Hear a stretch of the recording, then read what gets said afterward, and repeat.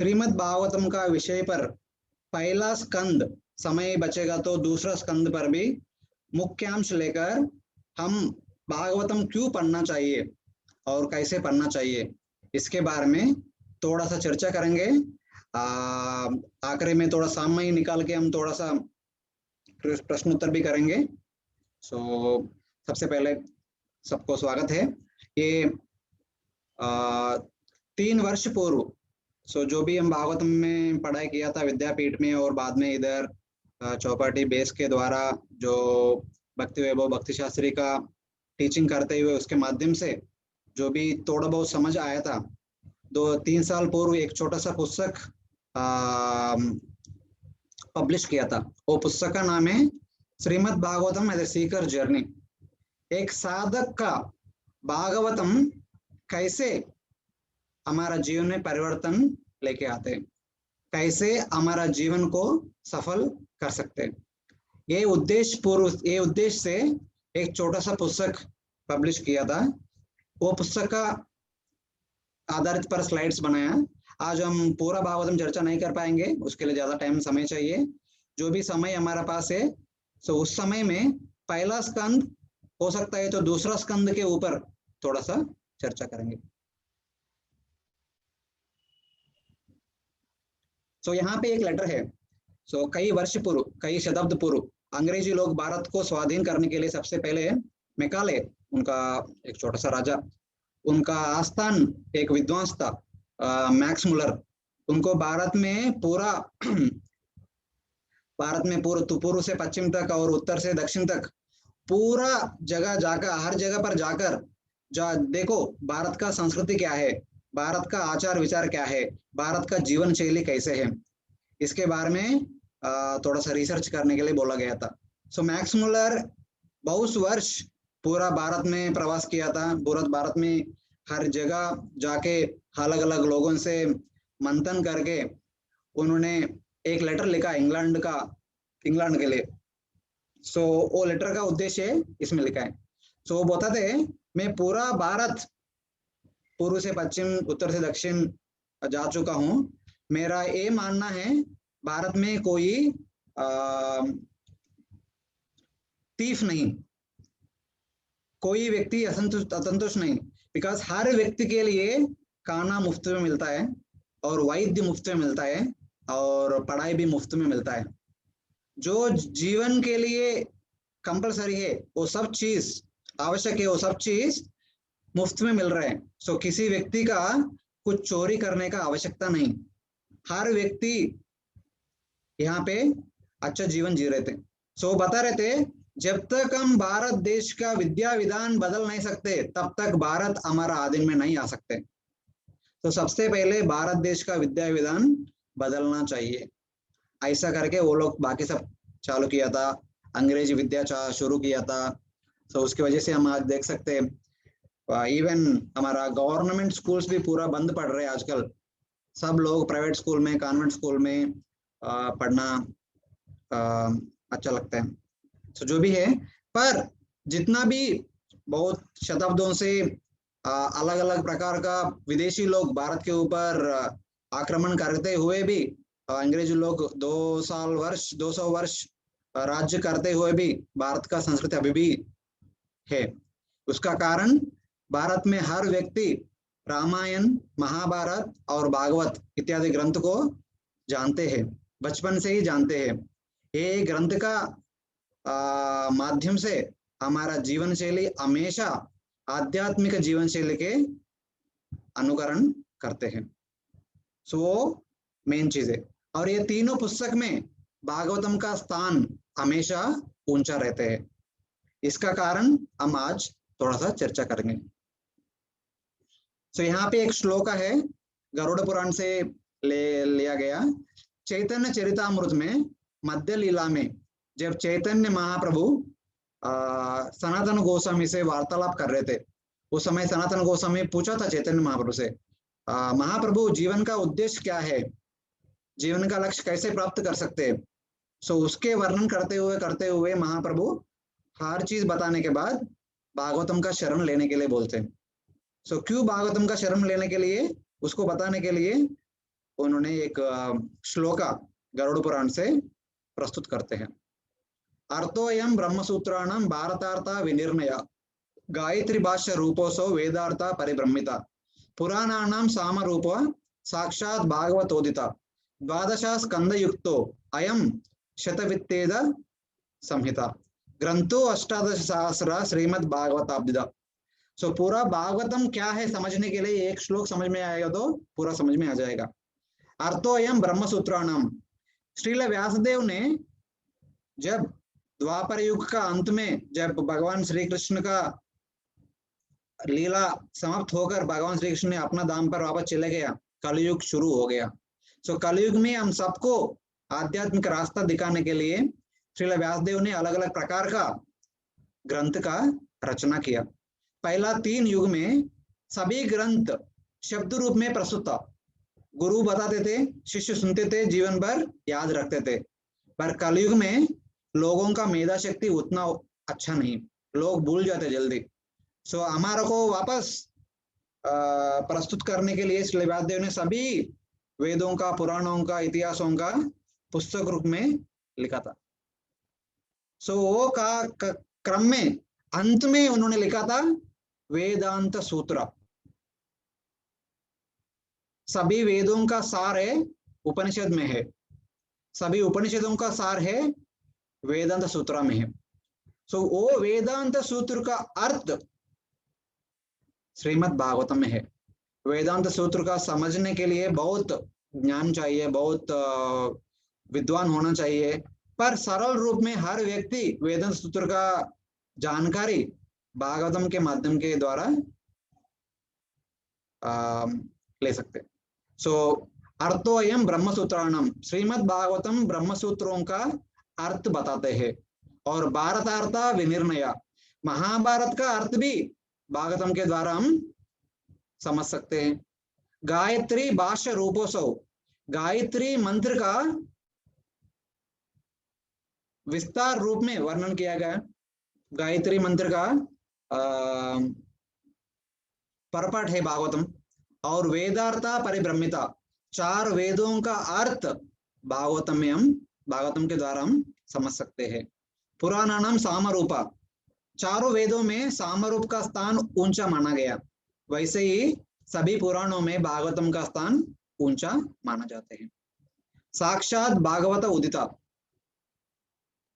साक्षात भगवान नारायण ब्रह्मा जी को 4 श्लोक में पूरा भागवतम को बताते हैं। वही 4 श्लोक ब्रह्मा जी ने नारद मुनि उनका सुपुत्र को बताया था, नारद मुनि व्यासदेव को बताया था। वो व्यासदेव भगवान का अलग अवतार वही भागवतम को पुस्तक रूप में लिखते हैं। सो इसलिए कहा गया भागवतम भगवान स्वयं भगवान प्रस्तुत किया है। और यही भागवतम में 12 स्कंद है, 12 स्कंद युक्तो अयम शतविच्छेद संयुतम। पूरा भागवतम में 12 स्कंद है। ये 12 स्कंद में 100 प्रकार का उपाख्यान है, 100 प्रकार का लीलाओं का वर्णन है। ध्रुव का लीला, ध्रुव महाराज का लीला, प्रहलाद महाराज का लीला, अजामिल का लीला, प्राचीन बरी का लीला, प्रचितास लीला, पृथु लीला, ऐसा करके 100 अलग अलग भक्तों के बारे में वर्णन किया गया। 18 सहस्र पूरा भागवतम में 18,000 श्लोका से 18,000 श्लोका है। ये श्रीमद् भागवत अब्दिदा, भागवतम एक महासागर से उपमान दिया गया, एक महासागर जैसा है भागवतम। सो भागवतम 12वें स्कंद में भी भागवतम के बारे में वर्णन है। सो ये भागवतम का बाह्य रूप से वर्णन है। अंतर्गत रूप से भागवतम क्या है, भागवतम के द्वारा हम क्या मालूम हो सकते हैं हमको। श्रीमद् भागवतम पुराणम अमलम यद वैष्णवानां प्रियम यस्मिन् पारमहंसमेकम् अमलं ज्ञानं परम गीयते तत्र ज्ञान विराग भक्ति सहितं नैष्कर्म्यम् आविष्कृतं तत् शृण्वन् सुपठन् विचारण परो भक्त्या विमुच्य नरा। सो इसमें कहा गया, ये श्लोक 12वें स्कंद 13वें चैप्टर 18वें श्लोक का। श्रीमद् भागवतम सभी पुराणों में अमला पुराण। ये पुराण में तमोगुण, रजोगुण, सत्वगुण का कोई स्थान नहीं। ये शुद्ध सत्व के स्थान पर है। और यद वैष्णवानाम प्रियम, परमहंस वैष्णवों के भागवत पुराण बहुत प्रिय है। यस्मिन पारमहंसमेकम अमलम ज्ञानम परम गीयते, परमहंस भक्तों के लिए उत्तम ज्ञान मतलब भक्ति, भक्ति के बारे में वर्णन बार बार किया गया भागवतम में। ए उत्तम श्रेणी वैष्णव, पारमहंस वैष्णव भागवतम का रस आस्वाद करते हुए हमारा जीवन, अपना जीवन जीते हैं। और वही भागवतम में भक्ति के बारे में नहीं, कई इधर उधर ज्ञान के बारे में थोड़ा वर्णन है, अष्टांग योग के बारे में थोड़ा वर्णन है, और निष्काम कर्म के बारे में वर्णन है। निष्काम कर्म, ज्ञान, अष्टांग योग के बारे में भी वर्णन है, पर ये तीनों चीज भक्ति के साथ मिलित हुआ, भक्ति के बिना नहीं। भक्ति के साथ कर्म, भक्ति के साथ ज्ञान, भक्ति के साथ योगा, कुछ लोग जिनका जिनका वैसा करना चाहते हैं, वैसा करने के लिए भी वर्णन किया गया। और ऐसा भागवतम को तत्श्रृण्वन, जो भी सुनते हैं, सुपठन, जो भी अध्याय करते हैं, विचारण परो, जो भी विचार करते हैं, क्लास अटेंड करने के बाद में बैठ के ये इधर ऐसा बोला गया, इधर वैसा बोला गया, ऐसा करके चर्चा विचार करते रहते हैं। और एक ही आदमी बैठ के कंटेम्पलेट करते रहे, भागवत में भगवान ऐसा लीला किया, वैसा लीला किया, ये भक्ति ये प्रॉब्लम है था, ऐसा भक्तों का उद्धार हुआ था, ऐसा करके विचारण करते हैं, तो जीवन भर वो भक्ति से, वो भक्ति को स्मरण करते करते करते जीवन बिताएगा, तो वही भक्ति हमको विमुच्य नरा, हमको हमारा जीव हमको हे भौतिक सागर से उद्धार करके भगवत धाम जाने के लिए, भगवत धाम लेके जाएगा। ये भागवतम का मुख्य उद्देश्य है। जो भी जीव, जो भी मनुष्य ये भौतिक जगत में अटक गया, उनको भक्ति के माध्यम द्वारा, भक्ति के साथ साथ अपना अपना इच्छा अनुसार कुछ कर्म कर सकते, कुछ ज्ञान कर सकते, कुछ अष्टांग योग भी कर सकते हैं, पर भक्ति के माध्यम द्वारा भक्ति उन सब जीवों का, उन सब भक्तों का भगवत धाम लेके जाते हैं। ये भक्ति का, ये भागवतम का मुख्य उद्देश्य, सब साधकों को भागवत धाम लेने जाना। सो अभी सब भक्तों को भागवतम लेके जाने का उद्देश्य है भागवतम का। अभी हम कलयुग में जीते हैं, कलयुग में व्यक्ति का सिचुएशन क्या है, कलयुग में हर जीव का सिचुएशन क्या है, वो पहला स्कंद में बताया गया। सो ऐसा बताया गया, प्रायेण अल्पायुष सभ्य कलौ अस्मिन् युगे जना मंदा सुमंद मतयो मंद भाग्या उपादृतः। कलयुग में जो भी व्यक्ति है, हर व्यक्ति का आयु बहुत कम है। शुरू में था 100 साल था, अभी धीरे धीरे धीरे कम होते जा रहे हैं। आजकल 60, 70, 80 साल जिएगा तो बहुत हो गए। सो प्रायेण अल्प आयुष, हर एक व्यक्ति का आयुष अल्प आयुष है। और मंद, अल्पायुष तो है, कुछ तो आयुष है, पर लोग भी मंद लोग है, उतना इंटेलिजेंट नहीं। अभी मान ले अल्पायुष जो भी आयुष है, फिर भी मंद नहीं, थोड़ा बहुत बुद्धि है, वो बुद्धिमान लोग भी मंद सुमंद मतयो, वो बुद्धिमान लोग भी कैसे ये भौतिक जगत में सुखमय जीवन जीने के लिए प्रयास करते हैं, पर आध्यात्मिक विद्या के बारे में जानकारी के लिए प्रयास नहीं करते।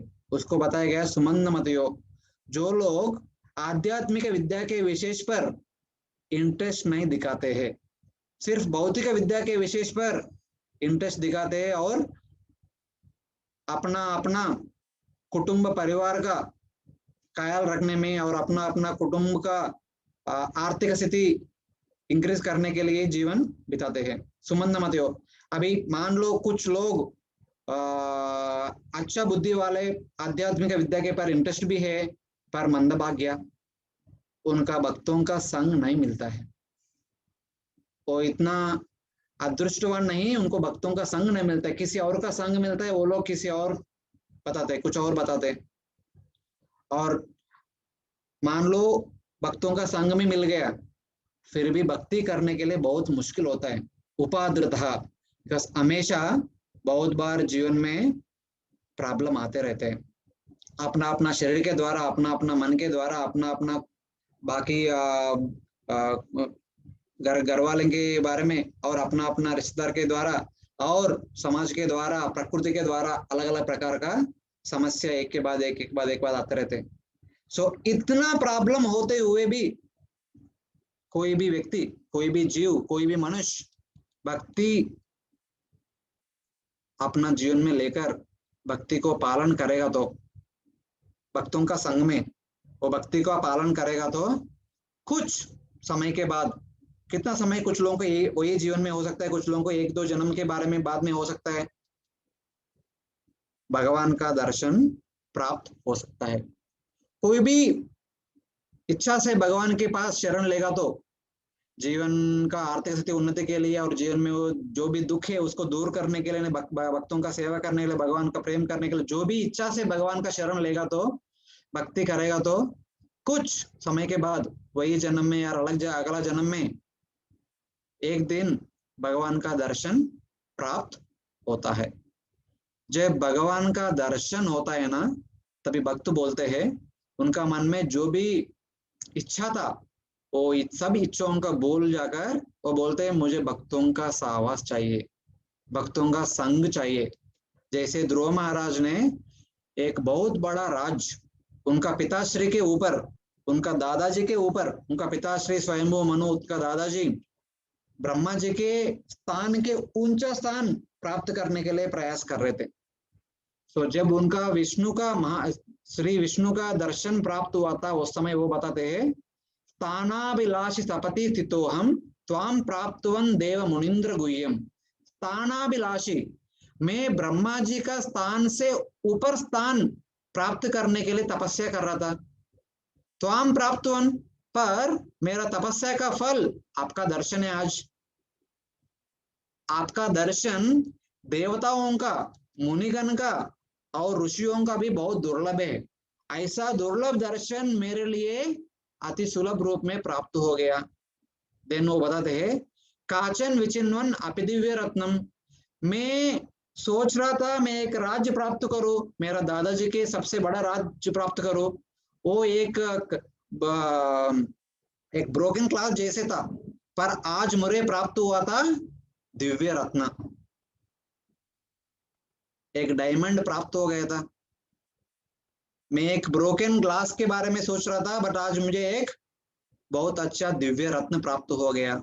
स्वामिनी कृता तो उसमें वरम न याचे, स्वामी भगवान मेरा मन सब शांत हो गया, मेरा मन सब संतोष हो गया, अभी मुझे कुछ और इच्छा नहीं मेरा मन में, मेरा जीवन सफल हो गया, मैं कृतार्थ हो गया, मुझे और कोई इच्छा नहीं।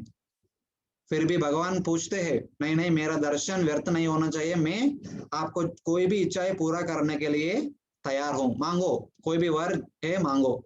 उस समय ध्रुव महाराज बोलते हैं, मुझे भक्तों का संग छोड़कर और कुछ नहीं चाहिए, सिर्फ भक्तों का संग चाहिए। तो भगवान वर देकर वापस चले जाते। तो ध्रुव महाराज घर आने के बाद राज संभालते हुए भक्तों का संग में जीवन जीते हैं। सो वैसे ध्रुव महाराज जैसे जो भी व्यक्ति भगवान का दर्शन प्राप्त करने के बाद भी भक्तों का संग मानकर लेते हैं, वही भक्तों का संग भक्ति करते करते करते करते आगे पहुंचते हैं, प्रेमा का स्तर पर पहुंचते हैं। उस समय वो उस भक्तों का भगवान श्री कृष्ण का लीला में भाग लेने का अवसर प्राप्त होता है। वो लीला में अलग अलग प्रकार का भक्त है, कुछ भक्त दास्य भक्त रूप में है, दास्य भाव में है, कुछ भक्त साक्ष्य भाव में है, कुछ भक्त वात्सल्य भाव में है, कुछ भक्त माधुर्य भाव में है। ये सभी अलग अलग प्रकार का भक्तों में माधुर्य भाव में जो भी भक्त है उनको ऊंचा भक्त माना गया। तो वैसे भक्त के बारे में हम 10वें स्कंद में सुनते हैं। 10वें स्कंद में बताया गया भगवान श्री कृष्ण का लीलाओं के बारे में गोपियों के साथ। उस लीलाओं में एक लीला था रास लीला। सो सब लीला को उच्च लीला माना गया भागवत में। और सभी लीला करने के बाद एक दिन अक्रूर जी ने मथुरा से आकर भगवान श्री कृष्ण को मथुरा लेके जाते हैं। बाद में भगवान के बारे में सोचते सोचते अपना जीवन, बाकी जीवन जीते हैं। पर जब रास पंचाध्याय में रासलीला के बारे में वर्णन आते हैं, उस वर्णन में उसी समय एक बार भगवान श्री कृष्ण ने उनके साथ रासलीला करते हुए अदृश्य हो जाते हैं। बाद में जब प्रकट होता है, बहुत कांग डिस्टर्ब होकर सभी गोपियों में भगवान के बारे में ढूंढते रहते हैं हर जगह पर। सो कुछ समय के बाद भगवान खुद प्रत्यक्ष होकर गोपियों के साथ वार्तालाप करते रहते हैं। उस समय गोपियों बोलते हैं, आप कैसे आदमी हैं? हम लोग हमारा सब छोड़कर आधा रात में आपके लिए इधर आया था, आप हम सबको छोड़ के अब अदृश्य हो गया, ये कैसे है? सो उस समय भगवान श्री कृष्ण आपका मन व्यक्त करते हैं। उसके बाद बताया गया एक श्लोक में, भगवान श्री कृष्ण ने बताते हैं एक श्लोक में आपका मन में विचार क्या है गोपियों के बारे में। नपार ये हम निरवध्य संयुजाम स्वसाधु कृत्यम विबुधायुषापि वा या मां भजन दुर्जर गेह श्रृंखला संवृच तद्वा प्रतियातु साधुना। भगवान श्री कृष्ण बोलते हैं, मेरे लिए, मेरा संतोष के लिए, मेरे साथ कुछ लीला करने के लिए आप लोग ये कार्य किया जो कार्य अन्य लोग कुछ नहीं कर सकते, ऐसा नहीं कर सकते। आप लोग आपका कुटुंब और समाज का बंधन को काट कर आधा रात में वन में आ गया मेरे साथ लीला करने के लिए, ये कोई और नहीं कर सकते। आप लोग जिस प्रकार से भक्ति कर रहे हैं उस प्रकार भक्ति का मैं कुछ भी वापस नहीं दे सकता हूं। ये ना पार ये हम निरवध्य संयुजम, ब्रह्मा जी का जितना आयु है उतना समय भी दो मुझे, मैं आपका ऋण ना चुका कर सकता हूँ। मैं आपसे इतना विनती करता हूँ, आप लोग आपका भक्ति से संतुष्ट रहिए, कोई मेरा मेरा से प्राप्त करने के लिए इच्छा ना रखिए, आप आपका भक्ति से संतुष्ट रहिए सिर्फ। ऐसा करके भगवान बताते हैं। ये भागवतम का मुख्य विषय है। जो व्यक्ति भागवतम में बताया गया भक्ति को पालन करते हैं हमारा जीवन में, जैसे भी वो कलयुग का व्यक्ति, जैसे वर्णन किया गया पहला स्कंद में प्राय अल्पायुष सभ्य, वैसा व्यक्ति भी भागवतम को पालन करेगा तो, भागवतम में बताया गया भक्ति को पालन करेगा तो एक ना एक दिन भगवान का दर्शन होता है, और भक्तों के संग में और भक्ति करते हुए अंत में एक दिन भगवान वैसा भक्तों का ऋणी बन जाते हैं। भगवान बोलते हैं, मेरे लिए आप इतना किया, मैं आपके लिए कुछ नहीं कर सकता हूं, आप आपका भक्ति से संतोष रहिए। ये भागवतम का मुख्य विशेष है।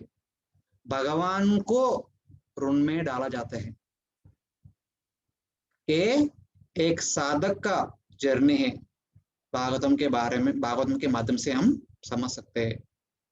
सो वो जगह पहुंचना चाहिए जो भगवान के ऋणी बना दे, वैसा स्थान प्राप्त करना चाहिए। तो जो भागवतम में भक्ति के बारे में वर्णन किया गया वैसा भक्ति को हम हमारा जीवन में उतार कर पालन करना चाहिए। ये भागवतम का मुख्य विषय, मुख्य अंश, और ऐसा विषय का जानकारी हमको मालूम पड़ेगा जब हम भागवतम प्रत्यक्ष रूप से श्रद्धावान होकर पढ़ाई करेंगे तो। सो ये पुस्तक में पूरा भागवत में दिया गया 12 स्कंद को हम 12 प्रकार का एक सीढ़ी का स्टेप्स के माध्यम द्वारा बताया गया। हर स्कंद का एक अलग नाम दिया गया, वो नाम के द्वारा हमको पता चलेगा भागवतम क्या बता रहे हमको। जैसे एक साधक का जीवन सुखमय बनाकर और भगवत धाम लेकर भगवान का नित्य पार्षद बनकर कैसे भगवान का लीलों में भाग ले सकते, वैसा रिजल्ट हमको प्राप्त होगा भागवतम के द्वारा। सो सबसे पहला स्कंद का हम थोड़ा सा चर्चा करेंगे, समय बचेगा तो हम दूसरा स्कंद का भी चर्चा करेंगे। सो पहला स्कंद में हमको ये मालूम होगा, जैसे कोई भी आथर, कोई भी रचयिता एक पुस्तक लिख रहे तो उनका पुस्तक का शुरू में 2 शीर्षिका रहता है। एक अंग्रेजी में बताया गया प्रीफेस, दूसरा इंट्रोडक्शन। वो हिंदी में बोलेगा तो प्रस्तावना और विशेष और विषय का परिचय, प्रस्तावना और परिचय। सो पहला स्कंद को हम प्रस्तावना मान जाते हैं। क्यों हम ऐसा मानना है मैं बताता हूं। और दूसरा स्कंद में दिया गया 10 अध्याय और तीसरा स्कंद में दिया गया पहला 4 अध्याय, ये 14 अध्याय को हम इंट्रोडक्शन और परिचय के रूप में ले सकते। पूरा भागवतम का इतना तक हम प्रस्तावना और परिचय का रूप में ले लेंगे। और उसके आगे तीसरा स्कंद 5वां अध्याय से लेकर 12वें स्कंद तक पूरा भागवत में 10 अध्याय मानकर हम पढ़ाई कर सकते। सो जो भी ऑथर, जो भी रचयिता जब पुस्तक लिखेंगे, सो पहला परिचय, पहला प्रस्तावना में 3 चीज के बारे में वर्णन करते हैं। एक चीज, ये पुस्तक के माध्यम से क्या बताना चाहता है, जो ऑथर जो पढ़ने वालों को क्या बताना चाहते हैं, इसको संस्कृत में बताया गया वस्तु निर्देश। ये पुस्तक में कौन सा वस्तु के बारे में वर्णन कर रहे हैं, कौन सा विषय के बारे में वर्णन कर रहे हैं, वस्तु निर्देश और विषय निर्देश। सो ये पुस्तक का मुख्य पाठ्यांश क्या है उसके बारे में वर्णन करते हैं प्रस्तावना में। और वो ऑथर दूसरा चीज भी बताते हैं, वो ऑथर क्यों ये पुस्तक लिख रहे हैं, कौन सा इंस्पिरेशन के माध्यम से ये पुस्तक लिख रहे हैं और कब लिखा, कहाँ लिखा, इसके विषय में भी वर्णन करते हैं। और तीसरा, ये पुस्तक में क्या बोलते हैं हम,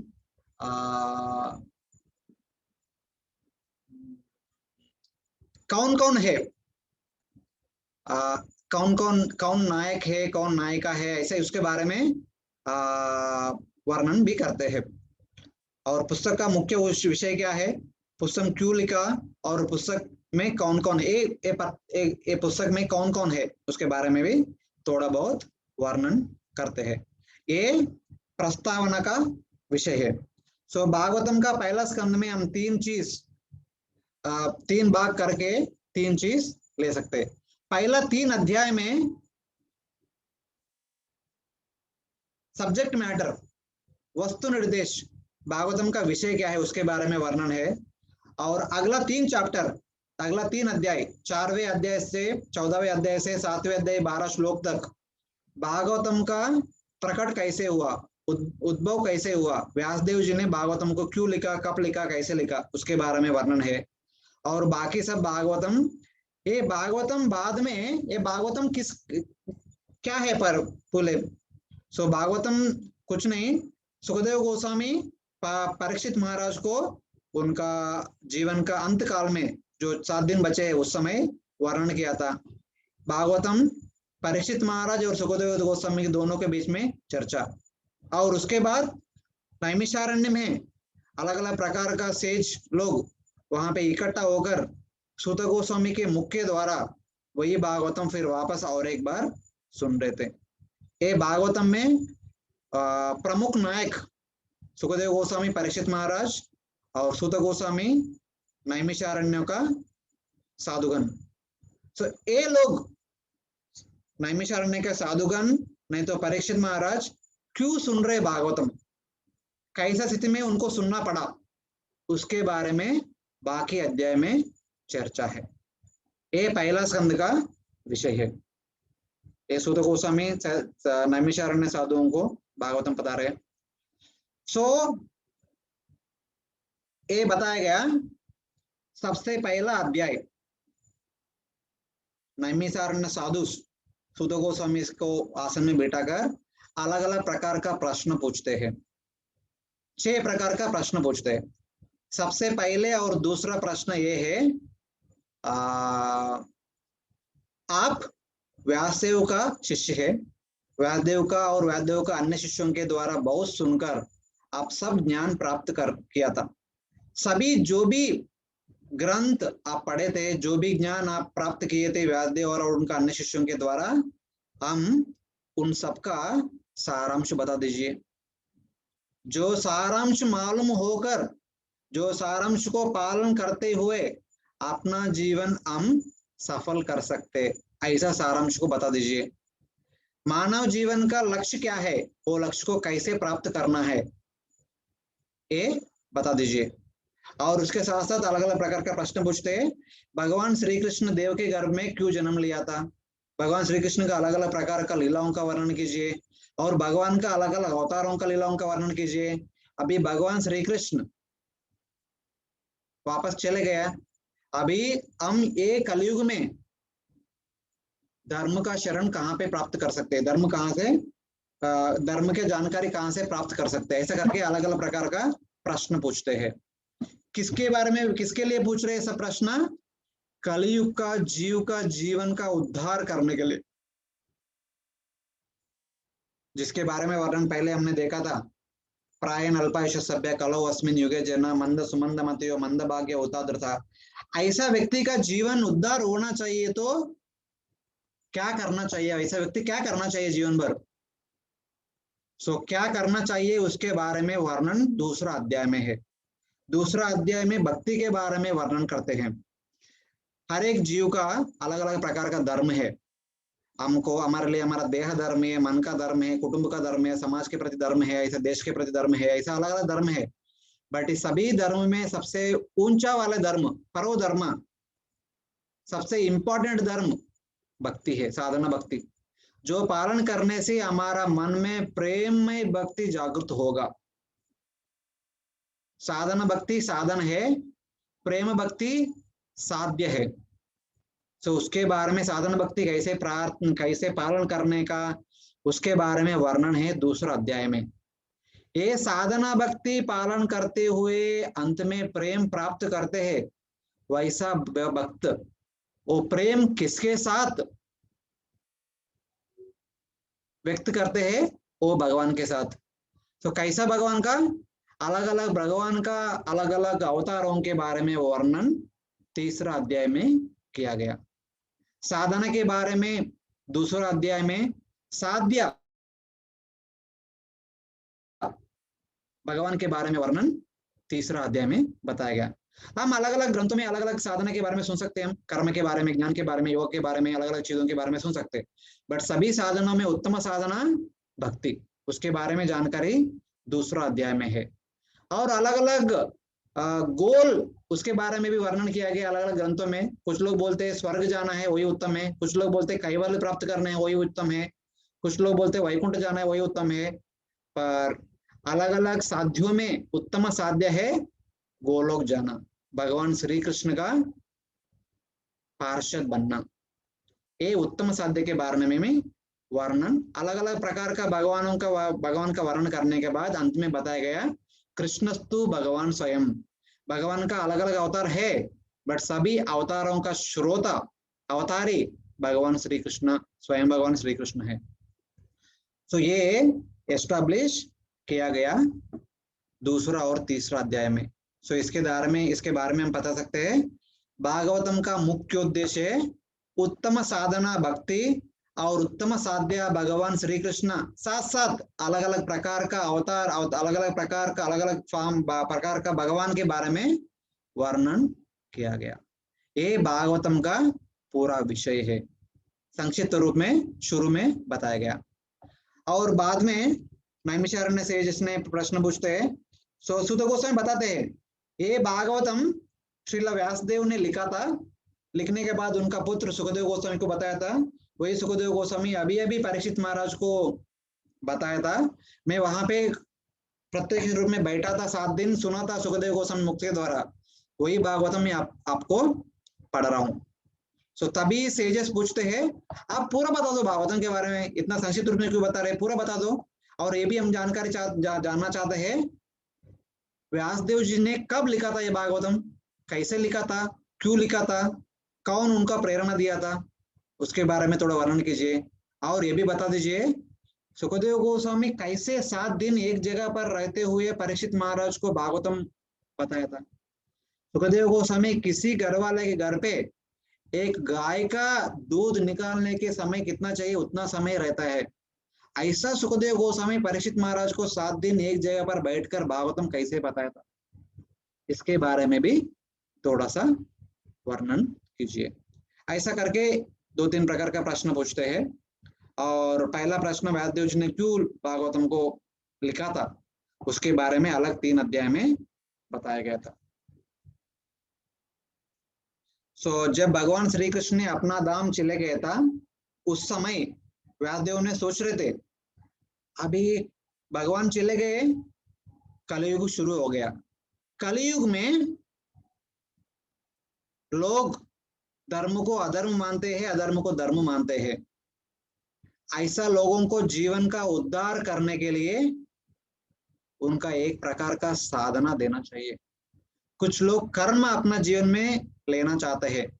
उस लोगों के लिए कर्म के बारे में जानकारी प्राप्त होने के लिए व्यासदेव जी ने 4 वेदों को लिखा था। एक्चुअली वेद था, पहले था, बट अभी पुस्तक रूप में लिखा था क्योंकि लोगों का बुद्धि बहुत कम है, जो भी सुनते हैं जीवन भर याद नहीं रखते, इसलिए 4 वेदों को उन्होंने पुस्तक रूप में लिखा था जिसके अंदर कर्म के बारे में ज्यादा से ज्यादा वर्णन है।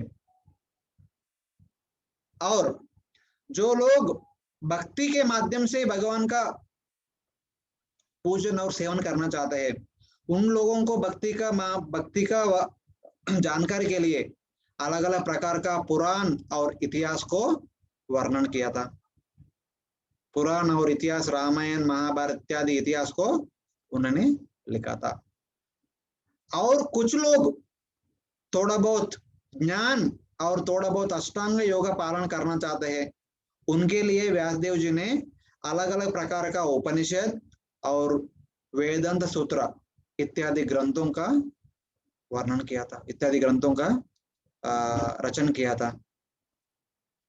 ये सब करने के बाद भी अलग अलग प्रकारों का कर्म पालन करने के लिए वेदों का लिखा, वेदों को रचना किया था। भक्ति पालन करने के लिए पुराण और इतिहास, रामायण, महाभारत इत्यादि ग्रंथ लिखा था। और ज्ञान और योग के बारे में जानकारी के लिए उपनिषद और ब्रह्मसूत्र इसको भी वर्णन किया था। फिर भी इतना करने के बाद भी व्यासदेव के मन में थोड़ा बहुत असंतृप्ति था। तभी नारद मुनि आकर बताते हैं उनको, ओ महामुनि, आप जितना समय धर्मार्थ काम मोक्ष का वर्णन करने के लिए दिया था उतना समय भक्ति के वर्णन करने के लिए किया नहीं। व्यासदेव जी बताते हैं नहीं, मैं पुराण लिखा था, रामायण महाभारत लिखा था, उसमें भक्ति भी है। उस समय नारद मुनि बोलते हैं आपने भक्ति के बारे में वर्णन किया था, कैसे किया था? कर्म के बारे में वर्णन किया, ज्ञान के बारे में वर्णन किया, योग के बारे में वर्णन किया और भक्ति के बारे में वर्णन किया, सबके साथ किया था। सब सोचते हैं सब है, कोई भी कर सकते हैं, उसमें क्या है, अंत में एक ही जगह पहुंचेंगे, ऐसे करके लोग सोचेंगे। ऐसा नहीं, सिर्फ भक्ति को ऊंचा रूप में प्रस्तुत करने के लिए एक अलग पुस्तक लिखना चाहिए। क्योंकि मेरा पहला जीवन में मैं एक शूद्रानी का पुत्र था। उस समय कुछ साधु लोग हमारा वन में आकर वहां पे चतुर्मास में एक जगह पर रहने के लिए संकल्प लिया था। उस समय मेरा माँ उनको सभी व्यवस्था करने के लिए व्यस्त था। उनका जगह क्लीन कर रहे थे, उनका भोजन का व्यवस्था कर रहे थे। मेरा माँ के साथ मैं भी उनका सेवा में लग गई थी। उनका कृपा प्राप्त कर मैं उनका मुख से 4 महीना पूरा भगवान को अलग अलग प्रकार का लीलाओं का श्रवण किया था। उसका फल है मैं आज नारद मुनि, आप जैसे मुझे देख रहे वैसा बन गया था। जो भी व्यक्ति ऐसा भागवतम को सुनेंगे, ऐसा भगवान का चर्चाओं के, भगवान का लीलाओं का श्रवण करेंगे, उनका भी सिचुएशन मेरा जैसा बनेगा। ऐसा करके नारद मुनि बताते हैं, एतद्धि आतुर चित्ताना मात्रा स्पर्शचया मुहु भव सिंधु प्लवो दृष्टो हरिचर्या अनुवर्णनम। मैं खुद देखा था, हरिचर्या हरि लीलाओं को सुनेगा तो ये भवसागर एक बहुत बड़ा ये भौतिक जगत एक बहुत बड़ा सागर के समान है। ये सागर को पार करने के लिए हमको एक अच्छे से नावा चाहिए। वो नावा है भगवान का लीलाओं का श्रवण करना है। एक बार नहीं, 2 बार नहीं, बार बार श्रवण करना चाहिए। उनके लिए, उनको श्रवण करने के लिए आप एक पुस्तक लिखना कंपल्सरी है अभी। सो भगवान का लीलाओं का श्रवण बार बार कर सके ऐसा एक पुस्तक लिखिए। जो भी सुनते हैं वह हर एक व्यक्ति भागवतम के आधार पर, भागवत को आधार लेकर ये भौतिक सागर को पार कर सकते। ये भौतिक सागर को आसानी से पार करने का कर्म, ज्ञान और योगा उतना सरल नहीं। उसको पालन करने के लिए बहुत निष्ठावान होना चाहिए, बहुत कष्ट करना चाहिए। उतना कष्ट करने के बिना भक्ति के माध्यम से, भगवान का कृपा से, भक्तों का कृपा से सरल रूप से भौतिक जगत को पार कर सकते। ऐसा पुस्तक आप लिखना चाहिए। ऐसा करके बता के नारद मुनि चले जाते। उसके बाद श्रील व्यासदेव कलयुग का जीव का भला के लिए श्रीमद् भागवतम को वर्णन करते हैं, श्रीमद् भागवतम को लेखन करते हैं। उसके बाद वही श्रीमद् भागवतम को अपना सुपुत्र सुखदेव गोस्वामी को बताते हैं। सुखदेव गोस्वामी के माध्यम से परीक्षित महाराज और बाकी सभी ऋषिगण, जो भी पूरा विश्व में जो भी ऋषिगण था, सब ऋषिगण आकर जब परीक्षित महाराज एक शाप को प्राप्त करते हैं, ये हमारा श्रृंगी शमिका ऋषि का पुत्र, छोटा सा पुत्र था, उतना जानकारी नहीं था जीवन विधान के बारे में। सो जस्ट सुनकर, मेरा पिताजी का अपमान होकर सुनकर परीक्षित महाराज को 7 दिन में मृत्यु प्राप्त करने के लिए शाप देते हैं एक सर्प के द्वारा। सो वो सुनने के बाद परीक्षित महाराज प्रायोपवेश लेकर गंगा नदी के तट पर बैठते हैं। सो परीक्षित महाराज एक महान भक्त था, पांडवों का वंशज था, ये मानकर पूरा विश्व पर जो भी भक्त लोग है, जो भी ऋषि मुनगण था, सब लोग वहां पे आते हैं। उस समय सुखदेव गोस्वामी भी आते हैं उधर। परीक्षित महाराज सुखदेव गोस्वामी का शरण लेकर उनसे पूछते हैं जीवन का मुख्य उद्देश्य क्या है, जीवन का लक्ष्य क्या है, वो लक्ष्य प्राप्त करने के लिए साधन क्या है, और वो साधन में हम क्या श्रवण करना चाहिए, क्या कीर्तन करना चाहिए, क्या चर्चा करना चाहिए, और क्या मनन करना चाहिए, और किसका पूजन करना चाहिए, और क्या श्रवण नहीं करना चाहिए, क्या चर्चा नहीं करना चाहिए, क्या मनन नहीं करना चाहिए, किसका पूजन नहीं करना चाहिए, उसके बारे में थोड़ा सा चर्चा कीजिए करके सुखदेव गोस्वामी को शरण लेकर प्रश्न पूछते हैं। सो उसको उत्तर दूसरा स्कंद में दिया गया। पर उसी समय जो 7 दिन सुखदेव गोस्वामी परीक्षित महाराज को भक्ति के बारे में और भगवान के बारे में चर्चा कर रहे थे, उस समय उधर ही सबसे सामने बैठकर सूत गोस्वामी पूरा भागवतम का श्रवण किया था। यही सूत गोस्वामी बाद में नैमिषारण्य जाकर वहां पे जो भी सेज मुनिगण जो अलग अलग प्रकार का साधना कर रहे हैं, उन सबका उद्धार के लिए भागवतम का पुनः चर्चा और पुनः वर्णन करते हैं। ये पूरा भागवतम का पहला स्कंद का मुख्य अंश है। ये पहला स्कंद के द्वारा हम 3 विषय के बारे में समझ सकते हैं। एक, भागवतम का मुख्य उद्देश्य क्या है, भागवतम के माध्यम से व्यासदेव जी ने हमको क्या बताना चाहते हैं। व्यासदेव जी ने हम सबको कलयुग जीव के, हमारा जीवन का उद्धार के लिए भक्ति एक उत्तम साधना, भगवान श्री कृष्ण एक उत्तम साध्य, इसके बारे में जानकारी देना चाहता है भागवतम के माध्यम से। और कैसा स्थिति में, कब, कहां पर, किसका इंस्पिरेशन के माध्यम से व्यासदेव जी ने ये भागवतम लिखा, उसके बारे में वर्णन करते हैं। और वो वर्णन करने के बाद सुखदेव गोस्वामी परीक्षित महाराज को कैसा स्थिति में भागवतम बताया गया, और सुत गोस्वामी नैमिषारण्य सेजों का भी, साधुओं का भी कैसा स्थिति में भागवतम का वर्णन किया गया। उसके पहले नैमिषारण्य के साधुगण हर दिन अलग अलग प्रकार का यज्ञ करते हुए, हर दिन अलग अलग प्रकार का श्रवण करते हुए व्यस्त था। पर जब सूत गोस्वामी आया था, उनसे पूछा था, हम सब सुन लिया, वो सब सुनने का हमको इच्छा नहीं, अभी इतना बताइए जीवन का लक्ष्य क्या है, उसको प्राप्त करने के लिए साधन क्या है। जब वो बोलते हैं जीवन का लक्ष्य भगवान का चरण प्राप्त करना, जीवन वो लक्ष्य प्राप्त करने के लिए साधना भक्ति है। तो बताया गया वही भक्ति को प्राप्त करके परीक्षित महाराज भगवान का चरणों में स्थान प्राप्त किया था। ये मैं अभी अभी सुनकर आया था। तभी सेज ने पूछते हैं पूरा भागवतम का वर्णन कीजिए। सूत गोस्वामी वही भागवतम का और एक बार वर्णन करते हैं। ऐसा करके ये 3 विषय के बारे में प्रथम स्कंद में वर्णन किया गया। सो हमारा क्लास को विराम देने के पहले जिस दूसरा स्कंद के बारे में छोटा सा वर्णन करके हम बंद करेंगे। सो जो भी प्रश्न परीक्षित महाराज ने सुखदेव गोस्वामी को पूछा था, वो प्रश्न का उत्तर करते हुए दूसरा स्कंद में ये बताया गया, पूरा भागवतम आगे आने वाले 10 स्कंद में तीसरा स्कंद से शुरू करके 12वें स्कंद तक जो भी विषय के बारे में वर्णन है, वो वर्णन पूरा भक्ति के बारे में और भगवान के बारे में, अलग अलग प्रकार के भक्तों के बारे में वर्णन है।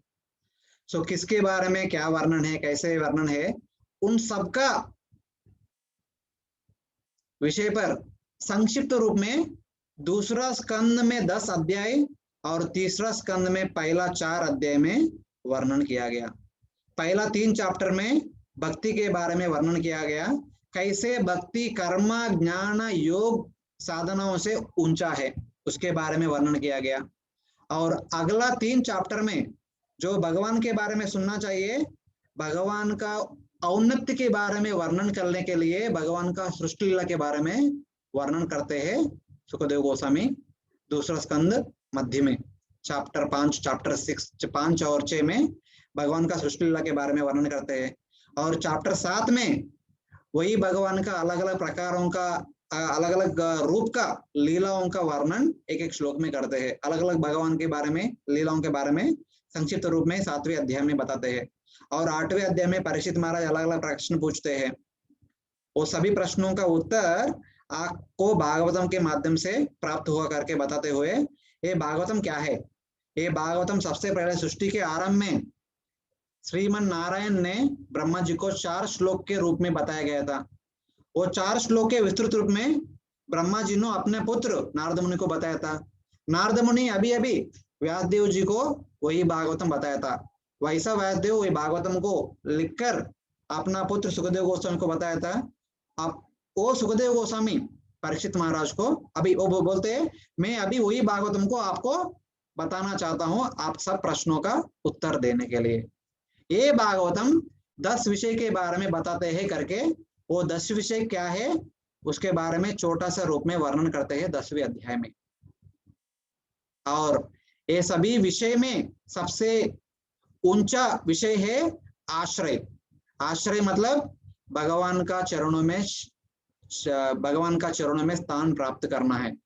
वो कैसे भगवान का चरणों में प्राप्त करना है, कैसा भगवान को चरणों में शरण प्राप्त करना है, अलग अलग प्रकार का भगवान है, पर सभी भगवानों में उत्तम भगवान है भगवान श्री कृष्ण। सो वैसा भगवान श्री कृष्ण का लीलाओं का संक्षिप्त रूप में वर्णन किया गया तीसरा स्कंद में पहला 4 अध्याय में। भगवान श्री कृष्ण का जन्म से अंतर्धान तक पूरा लीलाओं का संक्षिप्त रूप में वर्णन किया गया तीसरा स्कंद पहला 4 अध्याय में। ऐसा बताते हुए संक्षिप्त रूप में सब लीलाओं का वर्णन करते करते करते ये 14 अध्याय को हम पूरा भागवतम का परिचय माना जा सकते। शुरू में पूरा भागवतम का परिचय दिया गया। ऐसा करके पहला स्कंद को प्रस्तावना, दूसरा स्कंद को परिचय मानकर हम भागवतम में आगे जा सकते हैं। हरे कृष्णा, बहुत बहुत धन्यवाद। जो भी समय हम भागवतम चर्चा के लिए हम रखा था आज। सो अभी समय हो गया ऑलमोस्ट 5 बजे होने वाला, फिर भी हम कुछ समय निकल कर थोड़ा प्रश्नोत्तर है तो हम ले लेंगे। यहाँ पे इधर चार्ट बॉक्स में 1-2 प्रश्न है। सर है Prabhu, at this point of time, I would suggest you speak in English. Question answers you attend in English. That will be better. No problem. एक प्रश्न है, is it right path of Gayatri Parivar Institute? Can you explain about this? One of my friend, she is involved. I'm very sorry. Gayatri परिवार संस्था क्या है मुझे पता नहीं, कभी सुना नहीं, पहले बार मैं सुन रहा हूँ। सो मैं इसके बारे में कुछ नहीं बता सकता हूँ। सो मैं इतना वो बोल सकता हूँ, भागवत में सब साधनों के बारे में वर्णन किया गया। कर्म योगा, ज्ञान योगा, अष्टांग योगा और भक्ति योगा, सबके बारे में पूरा जानकारी प्राप्त होगा। जो भी संस्था है, जो भी इंस्टीट्यूट है, कोई भी परिवार है बाहर, ये 4 साधनों में कोई तो कोई करना चाहिए। इसके चार के अलावा कोई और है ही नहीं ये दुनिया में।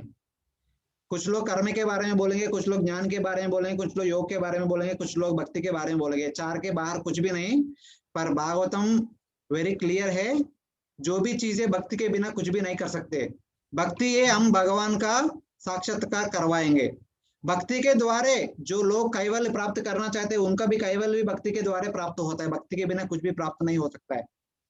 सो इसलिए हमारा जीवन का समय कर्म और ज्ञान और योग करने का बिना शुरू से भक्ति करेंगे, जो भी प्राप्त करना चाहते हैं वही प्राप्त करेंगे।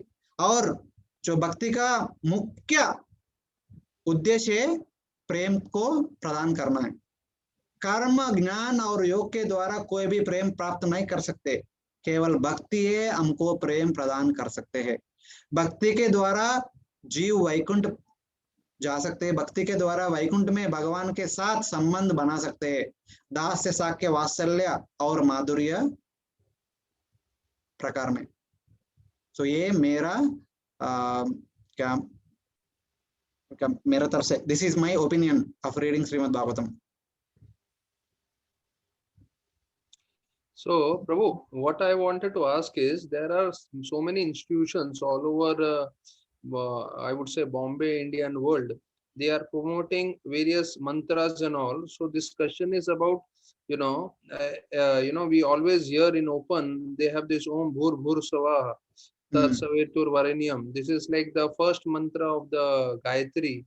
So they call it, so they take this as a Gayatri is a like very celestial mantra.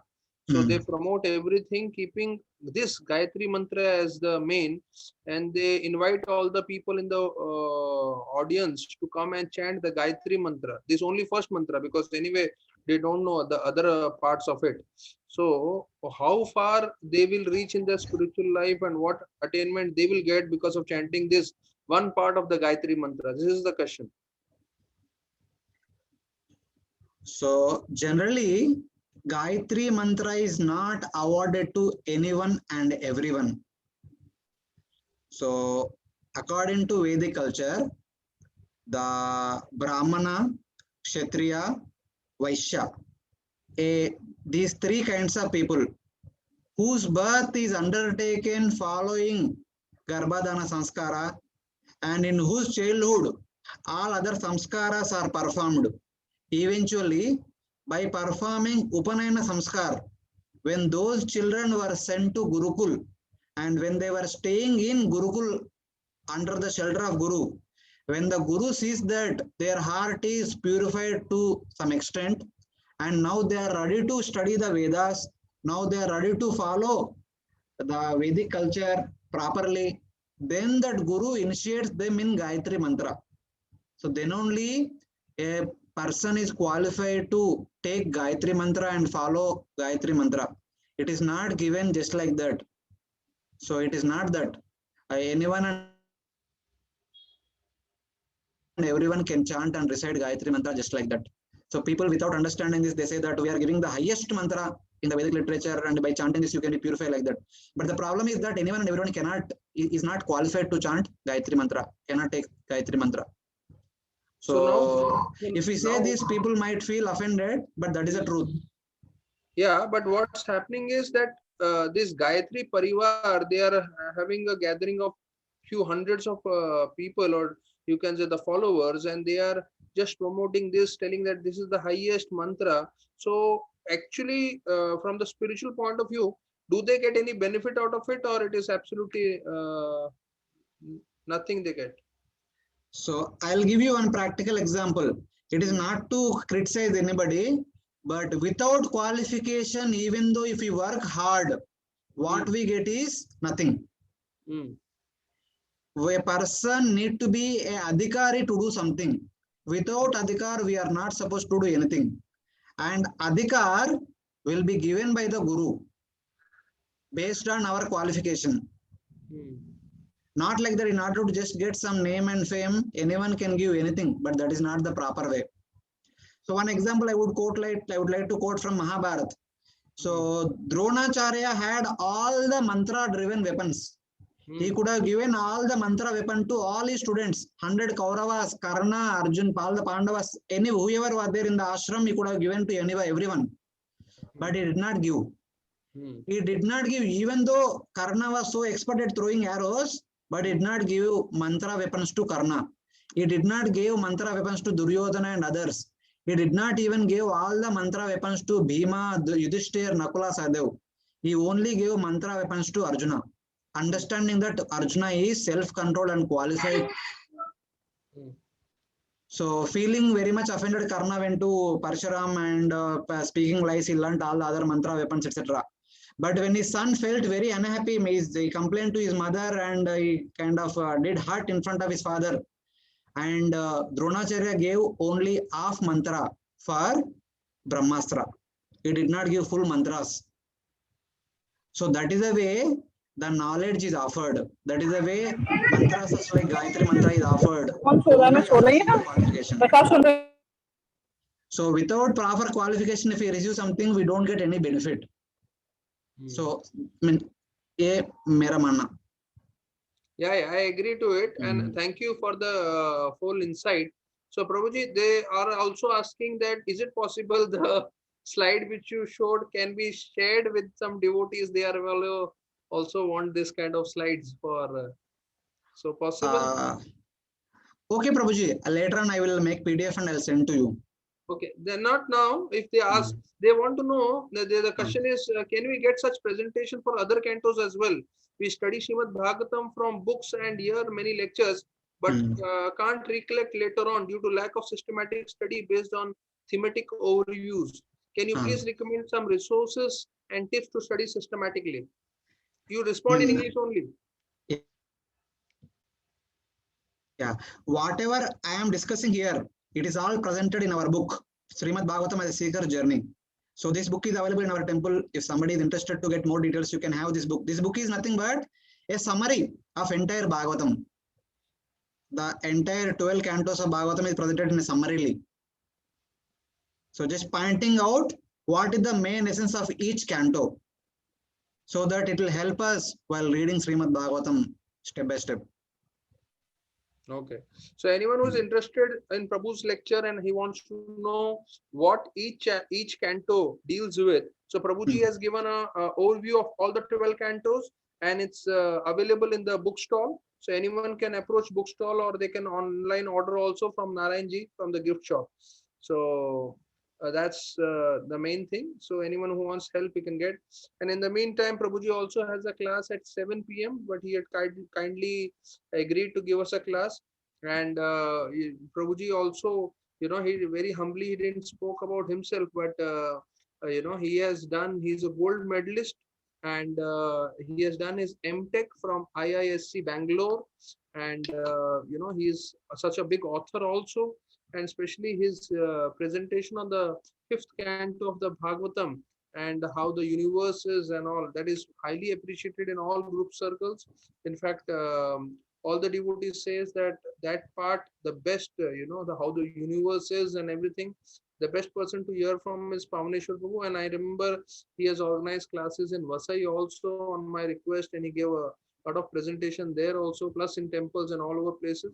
So we are very grateful to Pavaneshwar Prabhu for giving this time. I'd like to thank him by loudly chanting 3 times, Hari Bol, Hari Bol, Hari Bol. So thank you very much, Prabhuji. Sorry, we made you a little bit austere speaking in Hindi, but this crowd, this is, but I think probably in the period of time, they should also get acquainted with English so that they can listen to all the classes. So we are very, very indebted. And Prabhu, since you have to give some classes, you can continue on. We will have just some chit chat. So thank you, Prabhu, for your valuable time. We are really indebted. Thank you very much, Prabhuji, for allowing me to serve in a small way to all the devotees. Thank you very much. Hare Krishna.